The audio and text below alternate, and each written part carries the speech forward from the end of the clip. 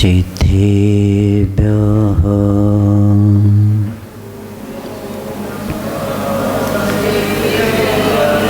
ॐ नमः सिद्धेभ्यः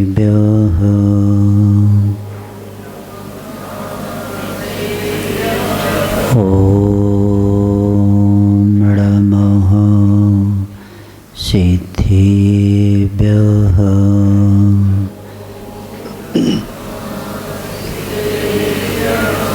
ऋभो अरिहन्ताणम्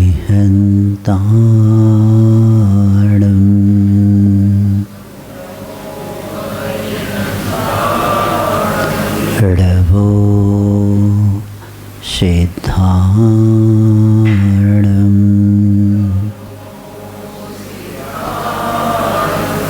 ऋभो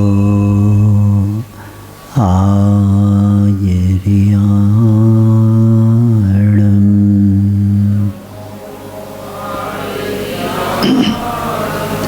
ऋभो वज्रायाणम्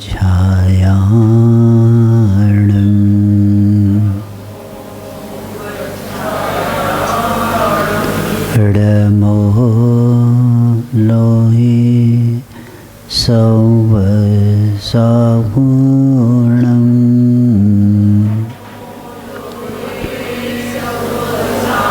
चत्वारि मङ्गलम् अरिहन्ता मङ्गलम् सिद्धा मङ्गलम् साहु मङ्गलम् केवलीपन्नतो धम्मो मङ्गलम्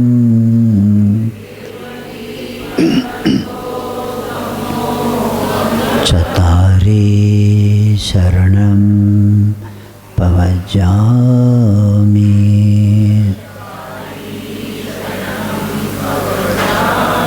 अरहन्ते शरणं पवजामि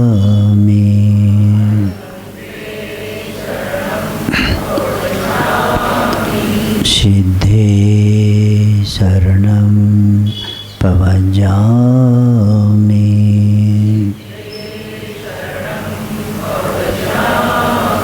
साहु शरणं पवजामि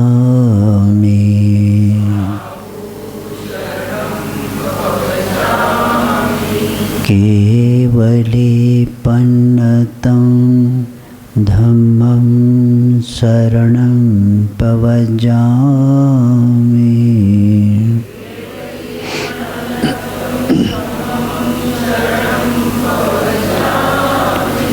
तीन भुवन में सार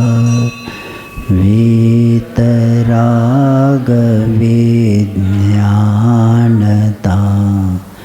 शिव स्वरूप शिवकार नमः त्रियोग संहार के।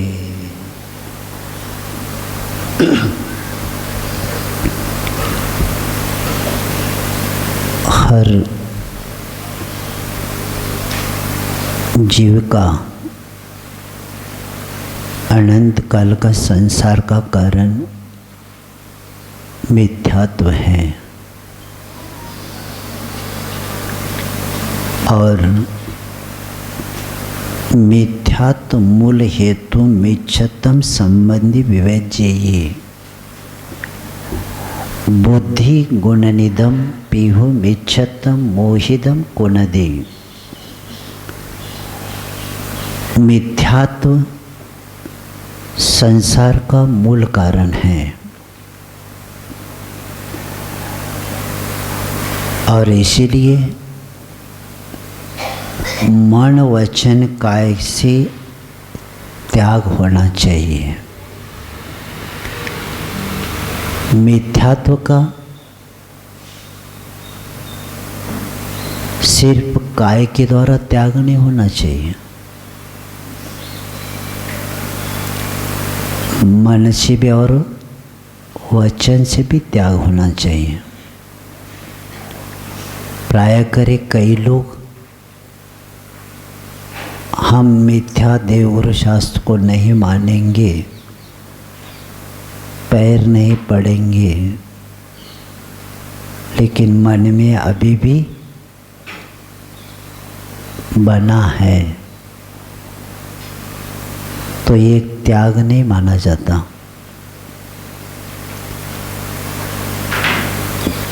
हम किसी को दिखाने के लिए मिथ्यात्व का त्याग नहीं करना चाहिए।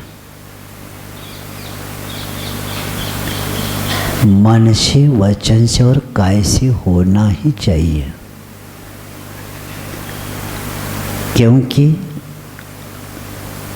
मिथ्यात्व गुण युक्त बुद्धि को भी मूढ़ बना देता है। कितना भी बुद्धिमान व्यक्ति हो, अगर उसके मन में अभी भी मिथ्यात्व है तो गुण युक्त बुद्धि को क्या बना जाता है? मूढ़ बना देता है। और इसीलिए धर्म का लक्ष्य कर्म बंध से मुक्त करना ही होता है, किंतु जो न आत्मा को जानता है और न कर्म बंध से जानता है, वह धर्म धारण करके धर्म का परिहास कराते हैं। यानी धर्म का लक्ष्य जीव को क्या करता है? कर्म बंधन से मुक्त करने का एक बहुत बड़ा कार्य करता है वो। किंतु जो धर्म, जो आत्मा को नहीं जानता और कर्म बंध से को भी नहीं जानता, वो धर्म के नाम पर क्रिया करके धर्म का परिहास ही करता है। वो जानता ही नहीं आत्मा क्या है, कर्म बंध क्या होता है, और ये नहीं जानता, वो धर्म कर ही नहीं सकता। इसीलिए छड़लाकार पहला जीव तत्व का मूल लक्षण जानना जरूरी है। और जो व्यक्ति जीव तत्व के परम तत्व को नहीं समझ पाता, व्यक्ति 3 काल में आत्मा को शुद्ध बना ही नहीं सकता।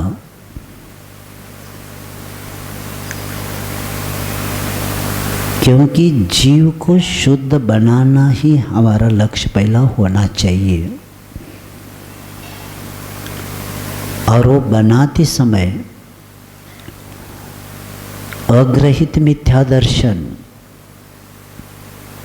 क्योंकि जीवादि तत्व को विपरीत समझता है और जीव तत्व की भूल है कि पर्याय में अपनत्व बुद्धि करता है, और इसी से वह मूढ़ बन जाता है। इसलिए कल बताकर आए हैं, हम लोगों के ऊपर हमारे तीर्थंकर और आचार्यों का बहुत बड़ा उपकार है कि हमें ऐसे ऐसे जीवन जीने की कला के सूत्र बताते हैं जो हमें बाहर कहीं मिलने सुनने को भी नहीं मिलता। इसलिए कल हमने क्लास के प्रारंभ में बताकर आए हैं कि आचार्य श्री भी इसका हर रोज पाठ करते, हम लोग भी पाठ करते हैं कि 5-6 प्रश्न उठना ही चाहिए। इसलिए उठना चाहिए, 5-6 प्रश्न उठते ही हमारे खुद का स्थितिकरण हो जाता है। और कल बता कर आए हैं कि को हम केंद्र गुण क्वत्य किम प्राप्य किम निमित्त कह, अने मैं कौन हूँ, पर द्रव्यों से एक भिन्न शुद्ध आत्मा हूँ और मैं ध्यान दर्शन सुख आदि अनंत गुणों का पुंज हूँ। हर व्यक्ति में अनंत गुण भरे हुए हैं, लेकिन ये पर्याय बुद्धि और इंद्रियों का सुख मानने के कारण दिनों दिन पराधीन होता जा रहा है। थोड़ा सा रास्ता जब चूक जाते ना, तो पास कोई व्यक्ति मिल जाता है तो लौटते तो लगता है बहुत अच्छा हुआ पहले पता चला, और हम तुरंत, क्योंकि हम विहार करते कहीं कहीं जंगलों में पगडंडियाँ दिखाते तो जाते दूसरे, तो इतने में कोई कहते वो नहीं इधर आना, तो उसी वक्त पता चलता है अच्छा हुआ जल्दी बताया, नहीं तो कितने आगे जाकर लौटना पड़ेगा। तो उसी तरह हमारी आत्मा कितनी पराधीन होती जा रही, इतनी पराधीन होती जा रही है, क्योंकि सुखाभास को सुख मान के आत्मा को दिनों दिन पराधीन करते करते धर्म सुख शांति अध्यात्म से दूर होते जाते हैं। और इसलिए और मुझ में कौन कौन से गुण हैं, ये 4-5 प्रश्न ज़्यादा नहीं आता, इतना कब चिंतन हो जाए तो काम हो जाएगा, क्या करना है बाकी का। यानी मैं शुद्ध ज्ञान दर्शन आदि से युक्त हूँ और मैं क्वत्य, मैं पूर्व किस पर्याय में था, क्योंकि अनंत काल हमारा अपना नहीं कहना, मेरा, मैंने अनंत काल निगोद से व्यतीत करते स्थावर पर्याय को प्राप्त करके, तरस को प्राप्त करके नर नारकादि के अनेक प्रकार के अनंत दुखों को मैंने पर्याय के साथ भोगा, क्योंकि दुख द्रव्य के साथ नहीं पर्याय के साथ ही होता है। और ऐसे मुझे इस अब किम प्राप्य को, इस वर्तमान के पर्याय मुझे क्या प्राप्त करना है, बस मुझे रत्नरूपी धर्म को ही प्राप्त करना है, विषय भोगों को मुझे प्राप्त नहीं करना है, क्योंकि क्षणिक सुख के पीछे शाश्वत सुख हमारा दूर होता जा रहा है। और क्षणिक सुख ऐसा होता है कि उस वक्त थोड़ा सा अच्छा लग जाता है, लेकिन नियम से अनंत भव और बढ़ जाते हैं, क्योंकि इंद्रियों के अधीन होना ही पराधीन होना। जो स्वाधीन होता है वो आत्मा के अधीन होता है, वही स्वाधीन हो जाता है।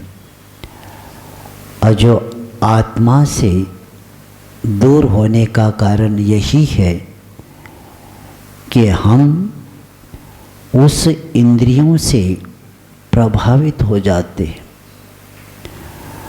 और इंद्रियां तो इंद्रियां ही हैं। उसके द्वारा सुख 3 काल में नहीं मिल सकता।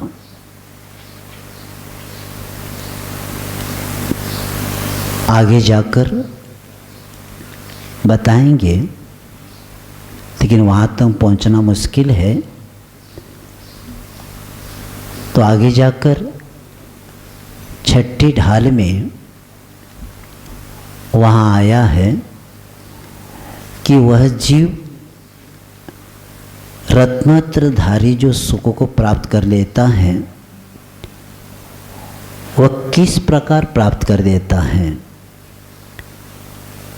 तो वहाँ आया है, यो चिंत निज में थिर भये 3 अखत जो आनंद लय हो।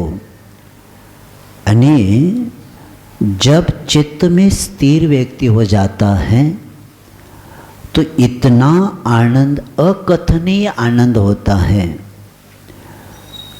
जो इंद्र नाग नरेंद्र व अहमिंद्र के ना ही कहो। यानी संसार में सबसे ज़्यादा जिसको इंद्रिय सुख है उसको उल्लेख करती हुई है, क्योंकि संसार में सबसे ज़्यादा चक्रवर्ती को पहला लेना।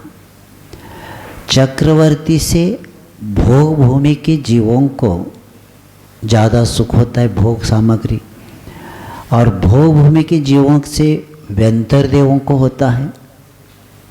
व्यंतर देवों से भी ज्योतिष के देवों को होता है, और ज्योतिष देवों से भोग सामग्री वैमानिक देवों को होता है, और वैमानिक को ज़्यादा अहम इंद्रों को होता है। और भोग सामग्री अधिक होती है, लेकिन उनका आनंद कैसा है? विषय चाह और आकुलता से सहित। उनको इतने सागरोपम आयु तक भोगने के बाद भी जैसे पावक में घी डाला, अग्नि में कितना भी घी डालो अग्नि बुझेगी नहीं, अग्नि क्या हो जाएगी? और प्रज्वलित हो जाएगी।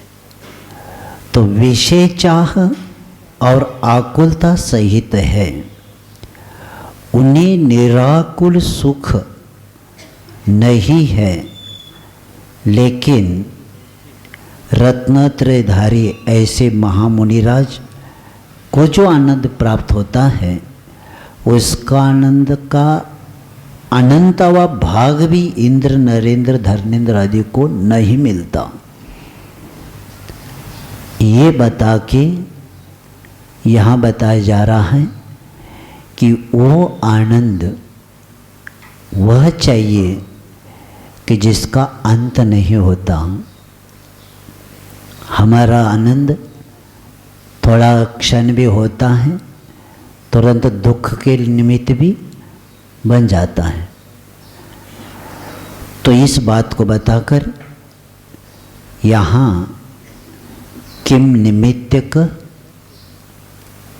किम प्राप्य, किम निमित्तक, यह विषय कल बताकर आए थे। और मैं किस हेतु इस भाव में हमें ये पर्याय मिली है, इसका जीवन में हमारा लक्ष्य क्या रहेगा। 3 हमारे लक्ष्य रहेंगे: परोपकार, धर्म की रक्षा और आत्म कल्याण के हेतु ही हमारे ध्येय रहेंगे इस पर्याय के। और इस प्रकार यदि प्रतिदिन विचार न किया जाए तो आचार्य कहते हैं मनुष्य कर्तव्य भ्रष्ट होकर कुकार्य में प्रवृत्त हो जाता है। इसलिए हमें सुबह उठते ही ये 4-5 प्रश्न उठना ही चाहिए और इसका बार बार चिंतन होना ही चाहिए।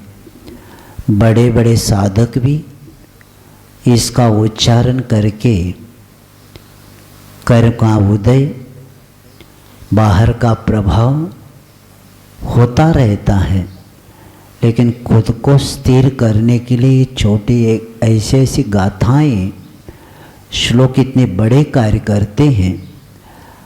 और इस बात को बताते हुए जीव तत्व को भूल के बाद अजीव तत्व को कल सुन के हम आए हैं कि हम शरीर के उत्पत्ति को, आत्मा की उत्पत्ति, शरीर के नाश को आत्मा का नाश मानते हैं। वैसे व्यवहारिक कहा जाए कि मृत्यु होता है लेकिन आत्मा का नहीं होता। जिस तरह दीपक में तेल होता है, तेल जब तक होता है तो दीपक प्रज्वलित रहता है, तेल समाप्त होते ही दीपक बुझ जाता है। उसी तरह गीता में बताया जातस्य ध्रुवम मृत्यु, जन्म लेने वालों को नियम से मृत्यु को प्राप्त करना ही पड़ता है। और उस तत्व को समझ के जन्म और मरण के बीच में जितना भी हमें समय मिला है वह अगले भव के भविष्य को बनाने के लिए हमें वर्तमान में ये जीवन मिला है।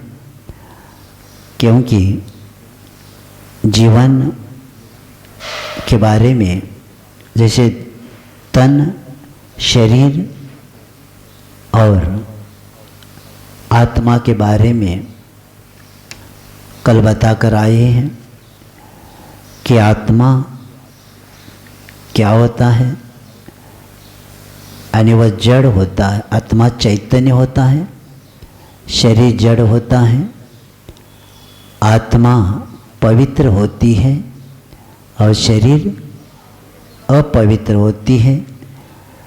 और आत्मा में जो मूर्तिपना होता है और शरीर में आत्मा अमूर्तिक होती है और शरीर मूर्तिक होती है।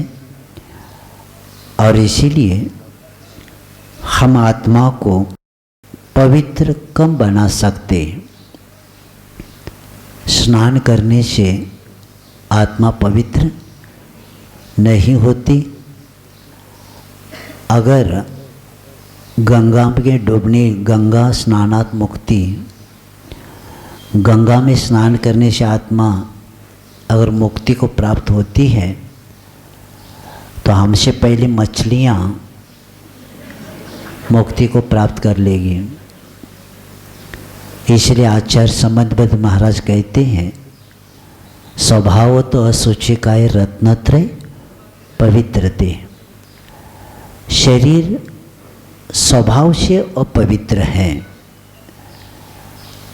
शरीर एक ऐसा है जो हम कितना भी कोशिश करेंगे इसका स्वभाव को,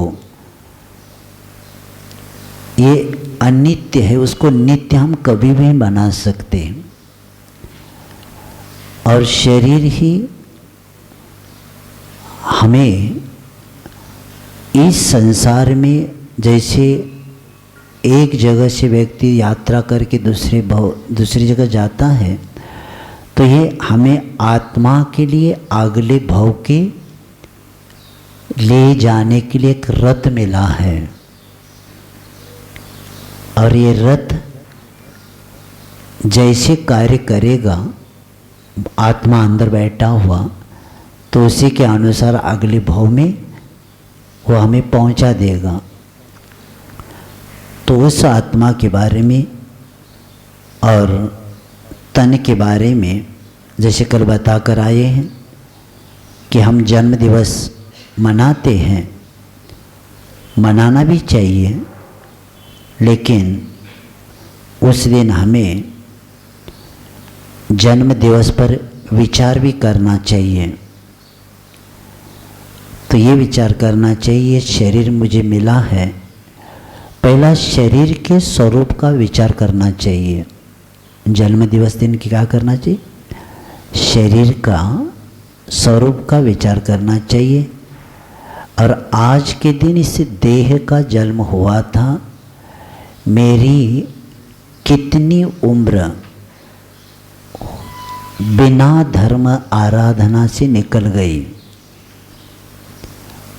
और हमारे पास कितना अभी बचा है, और आत्म कल्याण के लिए मैं कैसे उपयोग करूं।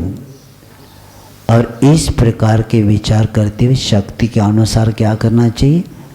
छोटे छोटे से हर जन्म दिवस के निमित्त नियम लेना चाहिए। मैं एक प्रसंग, कब व्यक्ति नियम लेता है, कब आकर मुझे बताता है। 10वीं क्लास में एक उद्योगपति का एक पुत्र कुंभोज बाहुबली में, उनका उसी दिन जन्म दिवस था। उसकी माँ ने लेके आ गई और उसको नेम देने को कहा। परिवार संस्कारित था ही, तो उसको नेम दे दिया। और 8-10 साल के बाद एक जगह चातुर्मास में वो व्यक्ति युवक आ गया माँ को साथ में लेके। तो उन्होंने क्या किया, थोड़ी चर्चा होने के माँ को कहा बाहर हो जा, थोड़ा चर्चा करना है। तो उस लड़के ने कहा, अगर महाराज उस दिन आप मुझे नियम नहीं देते तो मैं यहाँ नहीं आता, क्योंकि मैं बेंगलोर में पढ़ने के लिए गया था। उद्योगपति का लड़का कहता है, आपने सप्त वैष्णों का त्याग करवाया था, माला का नियम दिया था, मंदिर हो तो दर्शन का दिया था। अगर मैं नियम उस वक्त नहीं लेता तो मैं इसलिए नहीं आता क्योंकि जितने इंजीनियर बड़े बड़े बच्चे थे, हमारे जहाँ हॉस्टल में रहते हम 2 ही बच्चे बचे थे, सब शराब पीते थे। बड़े बड़े परिवार के, कौन पूछेगा वहाँ, कौन देखता है। तो वो लड़का कह रहा था, जिनकी क्रेन बनती है, उद्योगपति है वो, तो वो बता रहे थे अगर उस वक्त नियम आपने दिया इसलिए बहुत अच्छा हो, इसलिए मैं आपके पास दर्शन को अभी आया हूँ, नहीं तो नहीं आता।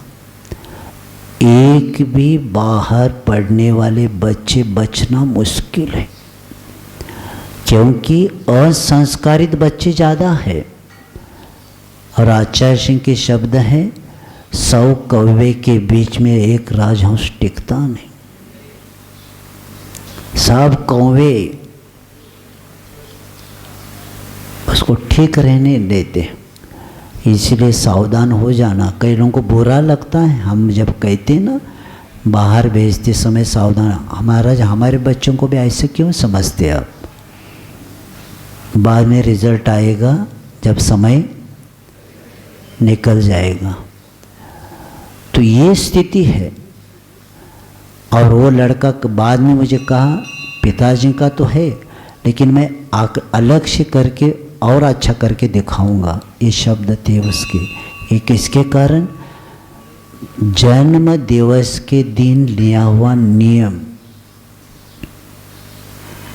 और एक कल परसों आए थे उद्योगपति, वो सांगली जिले में था और आहार करा तो चौकी में अचानक आ गए। तो हमने कहा इतनी दूर कैसे? नहीं महाराज, अगर मैं सिटी में रहता था ना, सब उद्योगपति आकर गुलदस्ता देते थे, हैप्पी बर्थडे टू कहते थे, पार्टी होती थी, हमें वो नहीं करना था।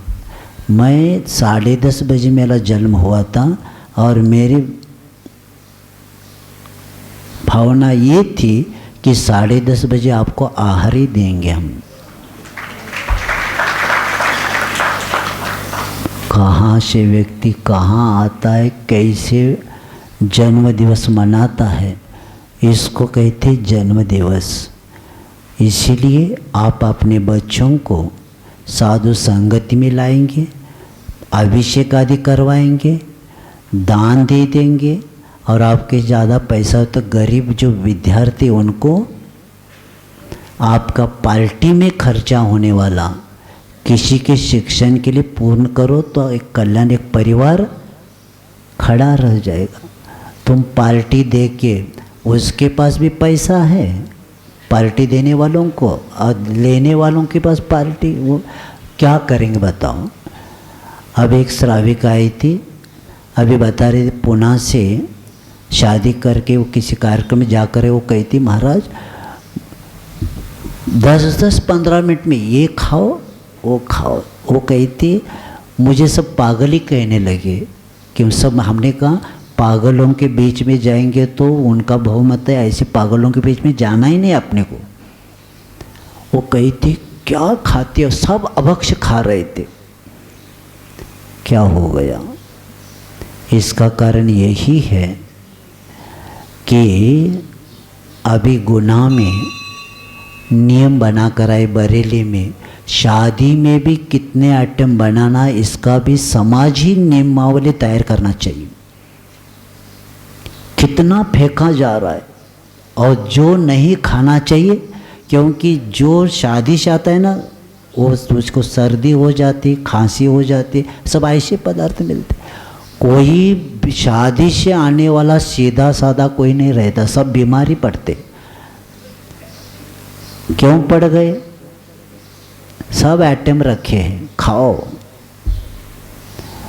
इसीलिए अपने बच्चों को जन्म दिवस ऐसे मनाओ कि पुनः पुनः जन्म लेना न पड़े। क्योंकि हमारे जितने भगवान हैं, भगवान अपने जन्म दिवस पर क्या विचार किया होगा। 24 तीर्थंकरों में 19 तीर्थंकर ऐसे हैं कि जन्म तिथि में ही उनकी दीक्षा तिथि है। जैसे अपने जन्म तिथि पर भगवानों ने क्या विचार किया, इतने वर्ष मैंने व्यर्थ में खो दिया, यह मनुष्य पर्याय अत्यंत दुर्लभ है, अब मुझे क्या करना है, आत्म कल्याण करने के लिए रत्नत्रय रूपी धर्म को धारण करना चाहिए। इस प्रकार विचार करते हुए 12 भावनाओं का चिंतन करते हुए उन्होंने जैनेश्वरी दीक्षा लिया। तो उसमें अजितनाथ, संभवनाथ, सुमतिनाथ, नेमिनाथ और वर्धमान महावीर को छोड़ के 19 तीर्थंकरों ने जन्म दिवस के दिन ही दीक्षा तिथि को, दोनों एक ही है। इतना उनके पास क्या था, चिंतन किया। क्योंकि जन्म दिवस के दिन ये चिंतन किया, इसलिए आयु समझ में आया, इसलिए घर छोड़ दिया। और हमें जन्म दिवस के दिन इतना मौज मज़ा मनाते हैं कि उसके कारण हम और संसार की व्यवस्था बना देते हैं। तो इस तरह शरीर को आत्मा मानने से हानि ये है कि शरीर को आत्मा मानने पर अजीव तत्व को भूल हो जाएगी, और शरीर को आत्मा मानने पर जीव जैसे तैसे होकर अन्याय, अनीति, अभक्ष भक्षण करते हुए शरीर को भी क्या करेगा, पुष्ट करता जाएगा और शरीर का ही उपकार करेगा और अपना उपकार मानेगा, क्योंकि मैंने क्या किया, शरीर को धष्ट पुष्ट किया।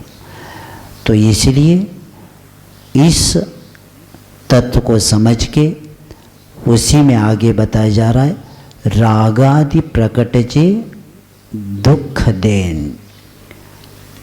ये उसी में है। कल एक लाइन में हो गया, अब दूसरा लाइन लेना पड़ेगा। तो रागादि प्रकट ये आश्रव तत्व का विपरीत श्रद्धान। तो क्या करता है वो कि राग द्वेष जो उत्पन्न होने वाले स्पष्ट रूप से हम जानते हैं, क्योंकि राग द्वेष आत्मा को दुख देता है, तिन्हीं को उन्हीं को सेवन करते हुए ये चैन गिनता ने सुख मानता है। मिथ्या दर्शन का प्रभाव इतना है कि वह राग द्वेष आदि भाव को जो प्रत्यक्ष रूप से जो आत्मा को दुख देने वाले हैं, उन्हीं का सेवन करता हुआ ये व्यक्ति उसको सुख मानता है। और आश्रव तत्व का यही क्या है? विपरीत श्रद्धान है। जैसे परिग्रह है उसके पास, अब क्या करेगा? अन्यथा नहीं लेना।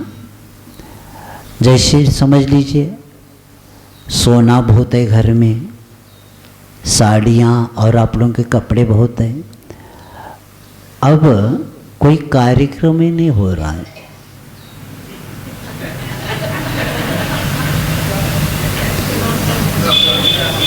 तो मन बेचैन है, तो भी अलमारी खोलना साड़ी की, बस निकालना, खोलना, देखना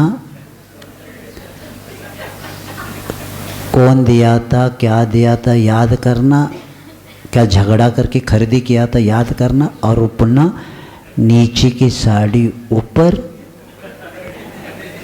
ऊपर की साड़ी नीचे, ऐसे करते उस वस्तु को देख के राग द्वेष करना। बाद में वो पीतल के बर्तन में रखा हुआ सोना, उसको निकालना, बाद में पहन के देखना और निकाल के पुनः रख देना। ये कर्म का आश्रय हो रहा है। क्या हो रहा है? हो रहा है। अने उस भाव ऐसे कर रहा है कि इसको पहनने के भाव, उसको ममत्व, राग द्वेष कर रहा है। और ऐसे कहते बिना कारण कर्म का कुछ है ही नहीं।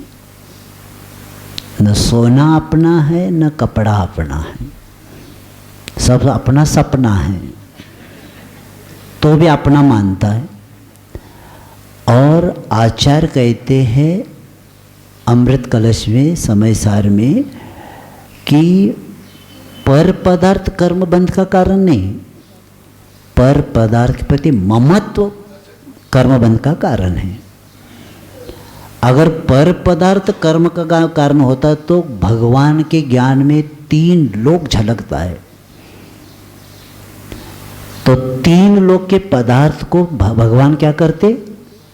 देखते हैं, जानते हैं, तो भी कर्म का बंध नहीं होता।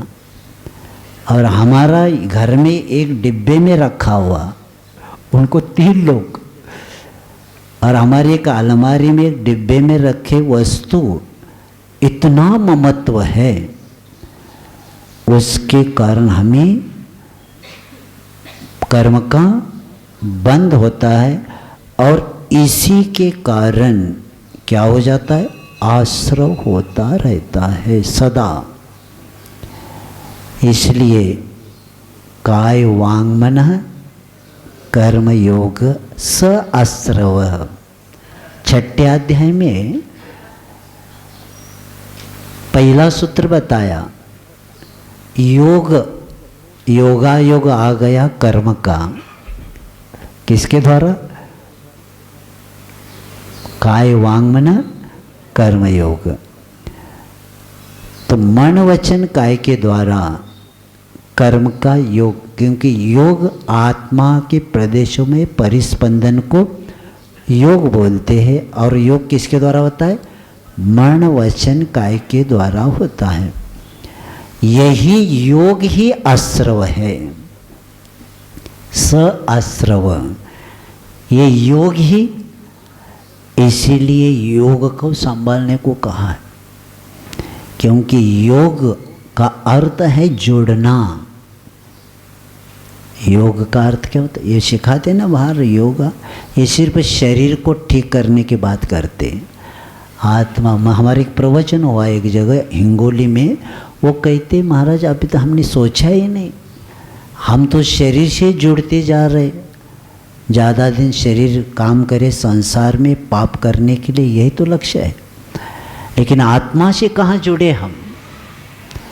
क्योंकि योग का अर्थ है जो आत्मा से जुड़ा देता है, उसको योग बोलते हैं। और इसी के कारण ये परिग्रह ही आश्रव का महाकारण है। और इसलिए ग्रंथानुबंधी संसारस्तेन एव न परीक्षयी रक्तेन दूषितम वस्त्रम नहीं रक्ते शुद्धते। बहुत अच्छा है, हमने कल कहा था ना, बहुत अच्छा एक श्लोक मिला, तो आज वो योग आ गया। तो जैसे खून का, रक्त का दाग रक्त से नहीं धुला सकते, उसी प्रकार परिग्रह से संसार बना है, तब परिग्रह से संसार का नाश कैसे हो सकता है? खून कपड़े पर लगा है और वो धोने के लिए खून नहीं चलेगा, क्योंकि उसके द्वारा धो ही नहीं सकते। उसी प्रकार परिग्रह से संसार बना है, और तब परिग्रह से ही संसार का नाश कैसे हो सकता है? क्योंकि परिग्रह शब्द ही बताता है, परित समन्ताद गृह्णाति आत्मानम इति परिग्रह, जो आत्मा को चारों तरफ से चपेट में लेता है। जो आत्मा को क्या करता है?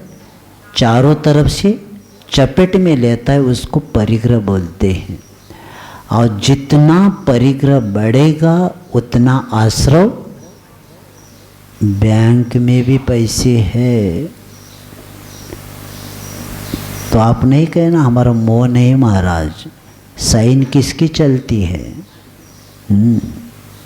इसलिए परिग्रह परिमाण क्यों बताया? क्योंकि ज़्यादा कर्म का आश्रव न हो। जितना आपके नाम पर परिग्रह रहता है उतना आपको कर्म का बंध, एक क्षण के लिए, जब तक आपके नाम पर है तब तक आपको कर्म का बंध होता है, क्योंकि मालिक आप है उसके। तो इसीलिए परिग्रह परिमाण क्यों करने को कहा? कि इतना ही आपका पाप का कारण है, बाकी आपका गाड़ी आपके नाम पर है और आप कभी बैठे भी नहीं, मकान आपके नाम पर है, कोने में रहते हैं, तो भी पूरे परिग्रह का आपके नाम पर ही माना जाता है। और ये आश्रव सदा होता ही रहता है। इसलिए यहाँ कहा जा रहा है कि रागादि परिणाम के कारण जो राग द्वेष मोह क्रोध मान माया लोभ और पंचेंद्र के विषयों में को भोगने का जो परिणाम आदि है, वही ग्रहण करना चाहिए। आश्रव के लिए कारण है। और इसीलिए आचार्य उमास्वामी महाराज कहते हैं कि इस आश्रव को थोड़ा सा विषयांतर नहीं है, थोड़ा सा विषय लेके मैं आगे बढ़ता हूँ। तो ये आश्रव दो प्रकार के होते हैं, शुभ अब अशुभ के दृष्टि से अगले छंद में बताएंगे। इसके स्वामी दो प्रकार के होते हैं, सकषायोग सांप्रायिक इर्यापतयोग, आणि कषाय सहित और कषाय जीवों के क्रम से सांप्रायिक और इर्यापत आश्रव होता है। और कषाय ने जो आत्मा को कसता है, ये तो बचपन से सुनते आए, कषाय कस आय, कस आने संसार, आय आने लाभ, जिसके द्वारा संसार का लाभ होता है उसको क्या बोलते हैं? कषाय बोलते हैं। जैसे बबूल आदि वृक्ष का गोंद आदि होता है ना, वह किसी वस्तु को चिपकाने के लिए उपयोग में करते हैं, उसी प्रकार क्रोध आदि परिणाम के द्वारा आत्मा के ऊपर कर्म चिपक जाते हैं। पानी दीवार पर सूखा दीवार है, हवा से आए हुए धूल टकराकर नीचे गिरी, पानी लगा है मारा है उस पर या बारिश का है तो थोड़ी जाकर चिपकेगी और पानी सूखते ही निकल जाएगी। वही कलर दे दिया तो वहाँ चिपकेगी, या डामर लगा दिया तो और चिपकेगी। तो चिपकाने का काम कौन करता है? कषाय करता है। कषाय ज़्यादा हो ज़्यादा कर्म, और कम कषाय हो तो कम हो जाता है। तो ऐसे सांप्रायिक जो होता है, जो आत्मा को संप्रायन अर्थात कर्मों के कारण चारों ओर से आत्मा का पराभव होने को संप्राय कहते हैं। और ये आश्रव संसार परिभ्रमण का कारण है, इसलिए को सांप्रायिक आश्रव कहते हैं। और एक कषाय सहित जीवों को ही होता है, यानी पहले गुणस्थान से लेकर 10वें गुणस्थान तक कौन सा आश्रव होता है? सांप्रायिक आश्रव होता है। और ऐसे इर्यापत आश्रव, इरेनानी इर्या का अर्थ होता है योग की प्रवृत्ति, अर्थात मन वचन काय के वर्गनाओं के द्वारा आलम्बन से आत्मा के प्रदेशों में जो परिस्पंदन होता है उसको क्या बोलते हैं? इर्या। और इर्या ही कर्म के आश्रव का पथ है। क्या बताया जा रहा है? इर्या ही कर्म के आश्रव का पथ है, इसलिए इर्या पथ ऐसे बताया। और ये कषाय रहित जीव कहाँ रहते? 11वें 12वें 13वें गुणस्थान में। तो इस तरह ये 49 इसमें क्या है? जैसे 6वें अध्याय में 5वां सूत्र आता है, इंद्रिया कषा व्रत क्रिया पंच चतु पंच पंचविंशति संख्या पूर्वस्य भेदाः। अने इंद्रिय कषाय अव्रत और क्रियाएं एक क्रम से 5 इंद्रियां, 4 कषाय और 25 और अविरत 12 और कषाय 25 क्या होते? क्रियाएं होती है। तो ये कैसे? ये सांप्रायिक आश्रव के कारण हैं। और इसी के कारण ये सांप्रायिक आश्रव 39 प्रकार के भेद है इसमें। और ये आप तत्वसूत्र का पाठ चल रहा है, ये पाठ आएगा उसको आप अच्छे से जानेंगे। ये सब आश्रव के द्वार है, इसी के द्वारा क्या होता है? अपने को आश्रव होता है। और 25 क्रियाओं का भी बहुत महत्वपूर्ण है। सम्यक्तवादी मिथ्यात्वादी क्रियाएं जो बताई हैं ये भी आप वहाँ से जानेंगे। तो ऐसे आश्रव को बचकर अपना कार्य होना चाहिए। अब आगे कहते हैं, जीव अजीव आश्रव हो गया और बंध और संवर तत्व की भूल क्या है, ये आगे के छंद में बताया जा रहा है। शुभ अशुभ बंध के फल मझार,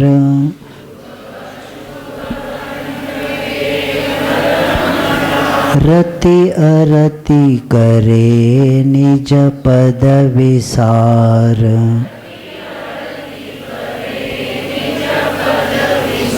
आत्महित हेतु विराग ज्ञान,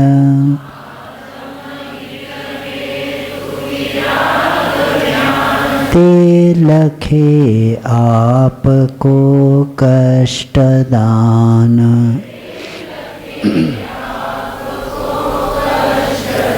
पढ़ेंगे।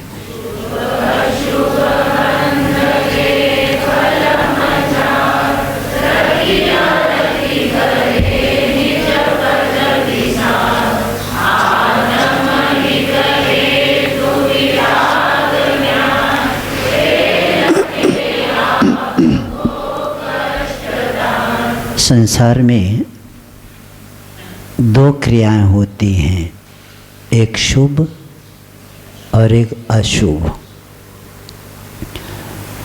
तो मिथ्या दृष्टि मिथ्या दर्शन के प्रभाव से निज पद विसार यानी आत्म स्वरूप को भूल के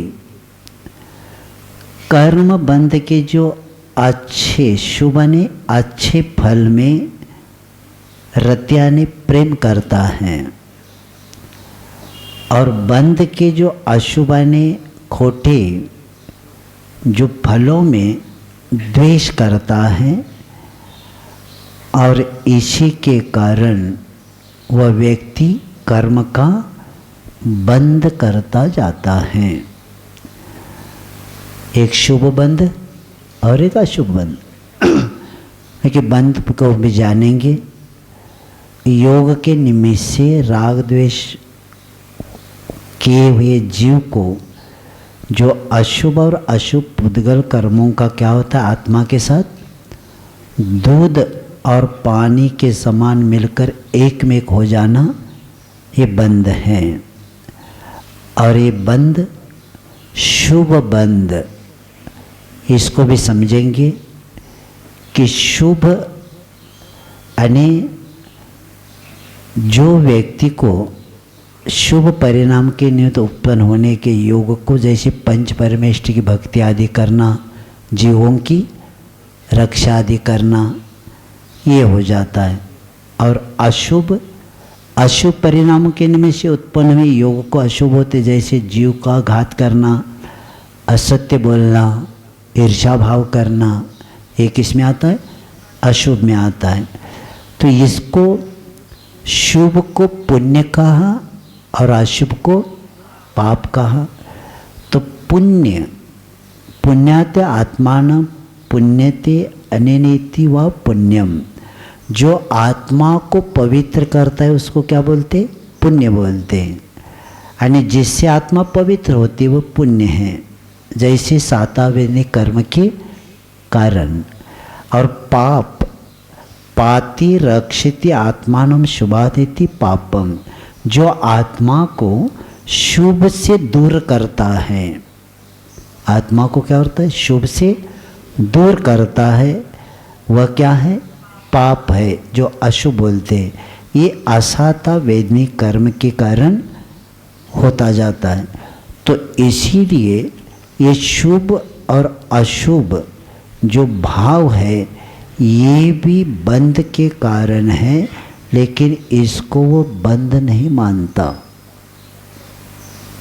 क्योंकि उसमें रति और अरति करता है। यानी अपने स्वरूप को भूल के व्यर्थ में पूर्व में राग द्वेषादि परिणामों के निमित्त से जो आत्मा को जो कर्मों का बंध हुआ है, उसके उदय में स्वयं को भूल स्वीकार न करके अनुकूल प्रवर्तन करने वाले पुत्र आदि में राग और प्रतिकूल प्रवर्तन वाले में क्या करता है, शत्रु आदि के द्वेष रूप परिणाम करना ही बंध तत्व की क्या है, भूल है।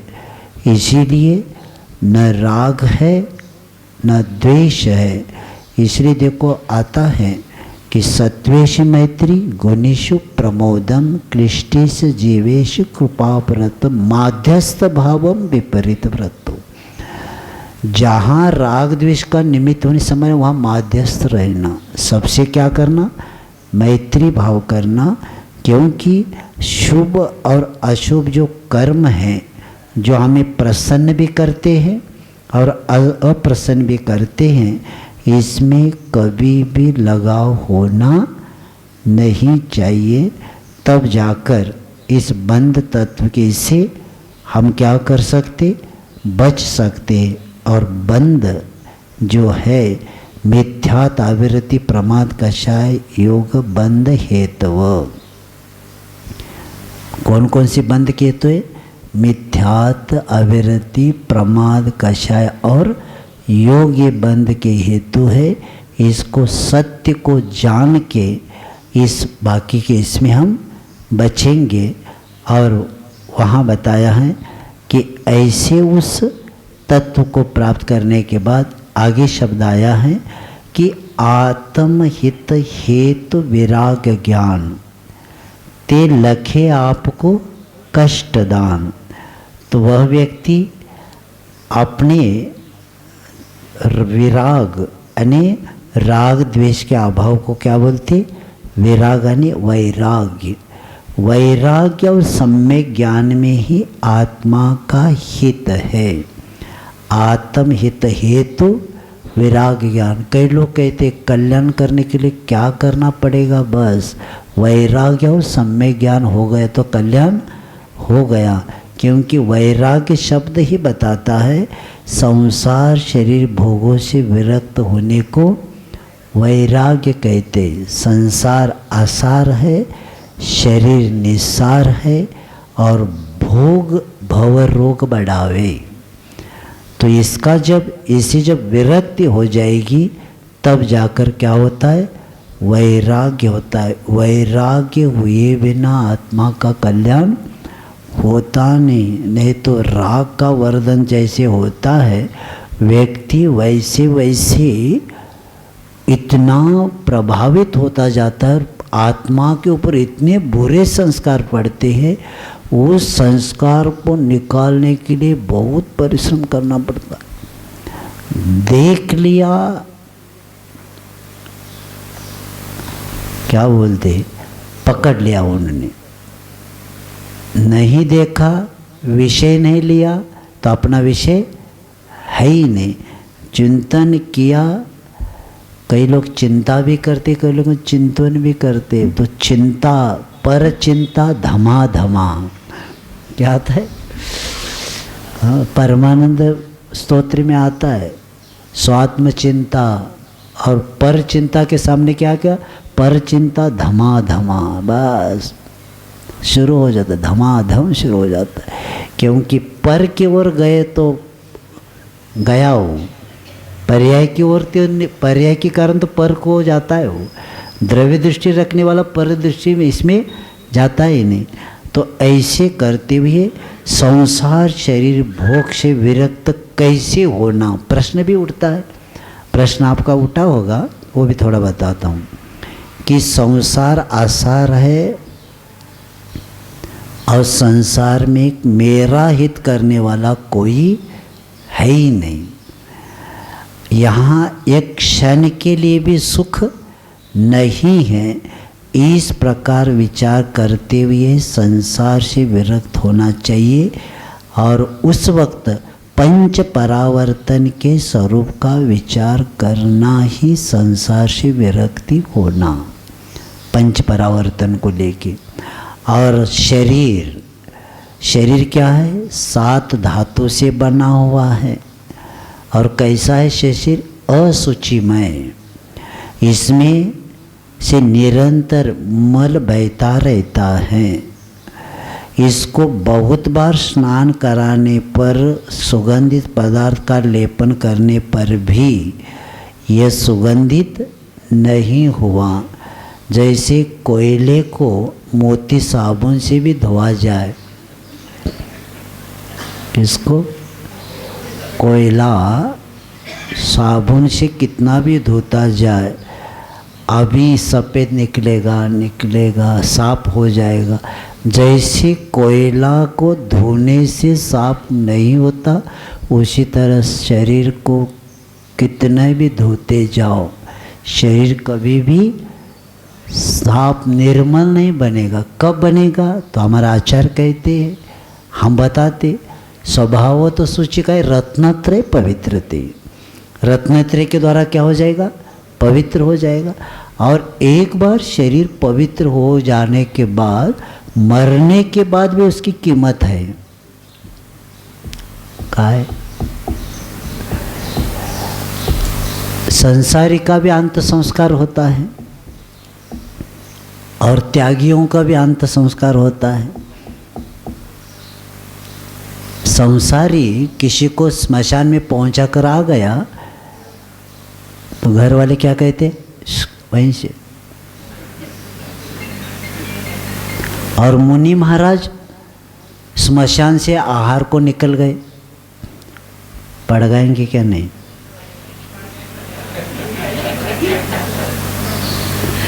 स्मशान से आयु पड़ गाते, सौभाग्य मानते तपस्वी हमें मिल गए। क्यों मालूम है? और ये भी देखना, क्योंकि धर्म ही आत्मा को पवित्र बनाता है। और धर्म कौन सा है उनके पास? रत्नत्रय धर्म होने के कारण वह सदा क्या होते? पवित्र ही रहते। और समाधि होने के बाद आपका भी अंत संस्कार होता है और उनका भी होता है।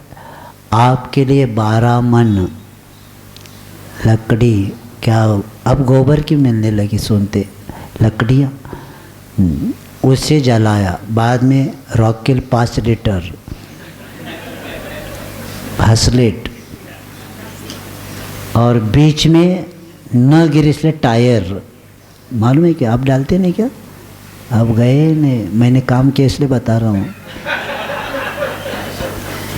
और नीचे न गिरे इसलिए क्या करता है, 2-3 लकड़ी होने के बाद टायर डालना पड़ता है। तो बीच में गिरेगा वो सब लोग भाग जाएंगे। तो ऐसे करते हुए उसका अग्नि संस्कार करते। मुनि महाराज का कितना? चंदन की लकड़ी, कपूर, नारियल, खोबरा, घी, घासलेट नहीं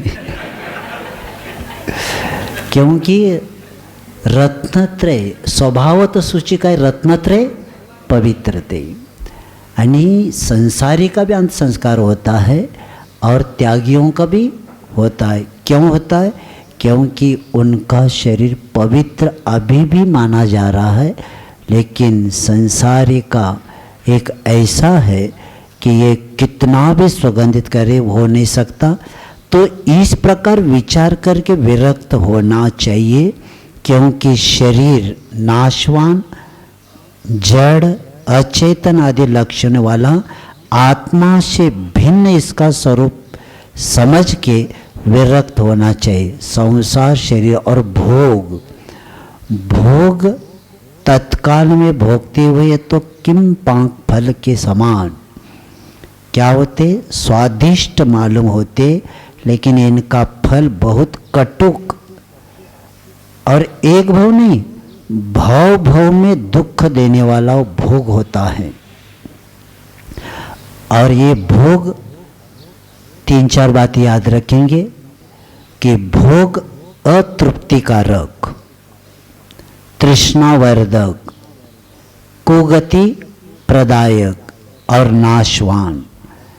यानी तृप्ति अतृप्तिकारक, कभी भी तृप्ति नहीं होती। समुद्र को कितनी भी नदी मिलती जाए, समुद्र कभी तृप्त नहीं होता। तृष्णावर्धक, अग्नि में कितनी भी लकड़ी ईंधन डालते जाए, अग्नि कभी तृप्त नहीं होती। और कुगति प्रदायक और नाशमान, इस प्रकार का चिंतन करेंगे तो आपको भी वैराग्य हो जाएगा। और वे ज्ञान सम्यक ज्ञान, यानी सम्यक ज्ञान उसको कहते हैं जो अज्ञान की निवृत्ति करते हैं, उसको सम्यक ज्ञान कहते, हित की प्राप्ति और अहित का परिहार करता है उसको सम्यक ज्ञान कहते हैं।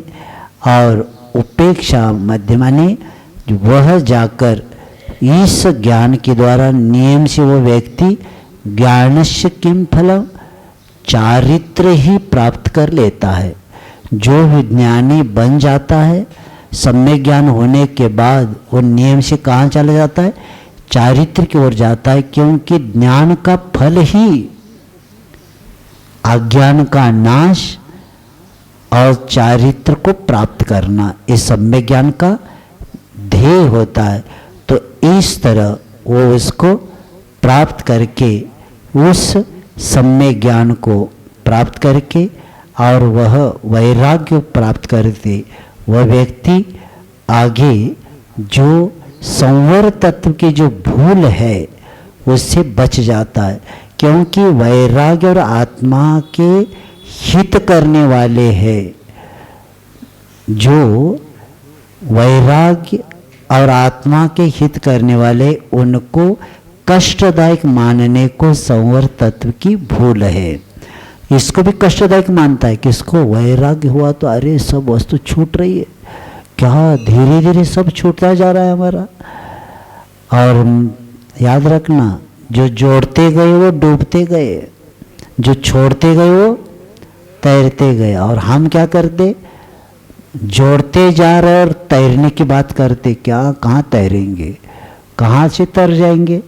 जितने छोड़ेंगे उतने हल्के बन जाएंगे और जितना जोड़ते जाएंगे तो उतना डूबते ही जाएंगे। और कहता है कि मैं डूब रहा हूँ, तो किसी ने कह दिया वो हाथ में रखा है तो छोड़ दो ना सब। वो छोड़ना भी नहीं और डूबना भी नहीं, पहला छोड़ना पड़ेगा। जैसे एक बंदर ने चना देखा, ग्रीष्म काल में ऊपर रखा था इस पर बर्तन में, कौन सा, मिट्टी के बर्तन में।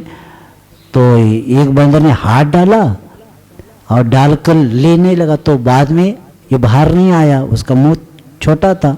जाते समय तो गया और आते समय क्यों नहीं आया। अब वो कहता है, वो खींचने लगता है, बाकी जो छोटे बंदर सब नाचने लगते हैं, क्या हो रहा है उसके साथ में। और वो चना भी चाहिए और हाथ भी बाहर आना चाहिए, कहाँ से होगा।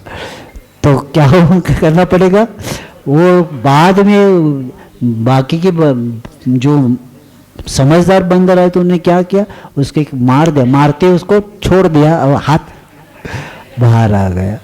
तो यही है संसार में, पहला वो हाथ का छोड़ना नहीं चाहते और वो चना खाना भी चाहते, नहीं होता। आपकी सुरक्षा करना है तो क्या करना पड़ेगा, चना छोड़ना पड़ेगा, तो आप मुक्त हो जाएंगे। उसी तरह परिग्रह छूटे बिना आत्मा का कल्याण नहीं होता। और यही ज्ञान के अभाव में ये हम अभी तक डूबते आ गए। तो ऐसे आत्मा का हित करने वाला कौन है, वैराग्य और ज्ञान है, ऐसे बताया। अब कल निर्जन